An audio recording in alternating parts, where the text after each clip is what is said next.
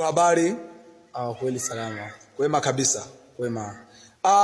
Hii changamoto ya mvua ndugu yangu, wewe unazungumza nini kuhusiana na habari ambavyo unaiona kabisa kwenye hili kanisa lenu? Kuna changamoto nzito ambayo imetokea ya maji kutoka nje mpaka kuingia ndani ya kanisa. Unalisemea vipi hili swala?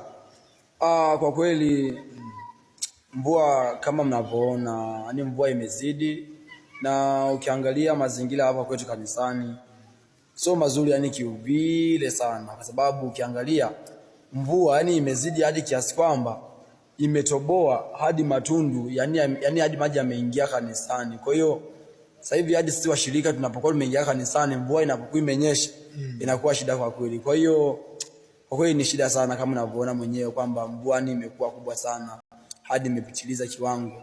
Sawa. Okay, sasa tunaona hili ni kanisa la Pentecost KLPT Tanzania.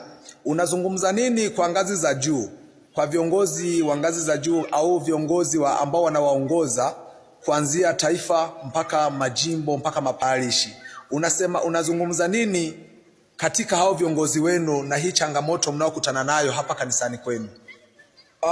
Kwanza kuhusu hii tatizo, nipende kuomba tu msaada kwamba kwa hawa ndugu zetu wa KLPT, yani ambao kidogo wenyewe wameendelea makanisa makubwa huko wenzetu, tulikuwa tunaomba kwa kweli ili jambo mngetusupport, kwa sababu ndani tu ya kuifanya kazi ya Bwana. Sawa.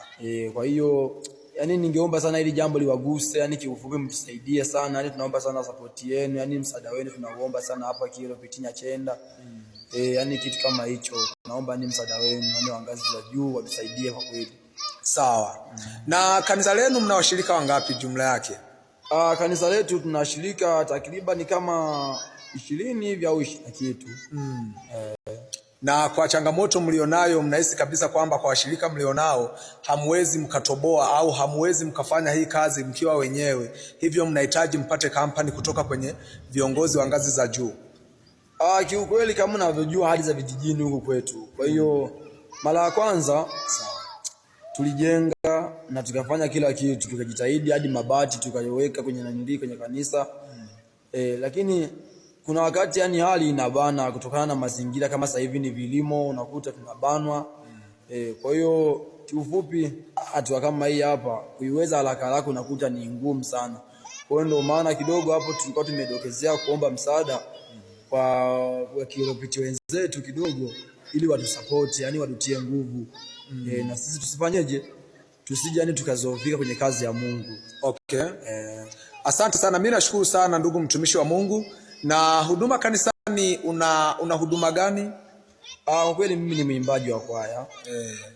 Mwimbaji pia ni mshiriki tu wa kawaida, yani sina cheo chochote kile. Sawa. Yani ni mwimbaji tu wa kawaida. Kwa hiyo mimi ni mwimbaji kama wanakwaya wengine. Sawa.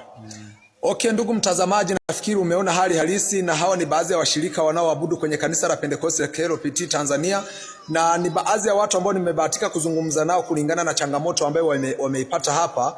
Kwa hiyo ndugu, kama mlivyosikia kwamba wanahitaji msaada kutoka kwa viongozi wa ngazi za juu ili kwamba waweze kuondokana na changamoto kama hii. Lakini pia walitoa ombi, wanahitaji kwamba wangepata msaada wa kulisakafia kanisa lingeweza kukaa kwenye uimara zaidi. Kwa hiyo nikiripoti kutoka hapa Nyachenda, wilaya Kasulu, ni mimi Zakaria Tryphon kutoka Zavere TV.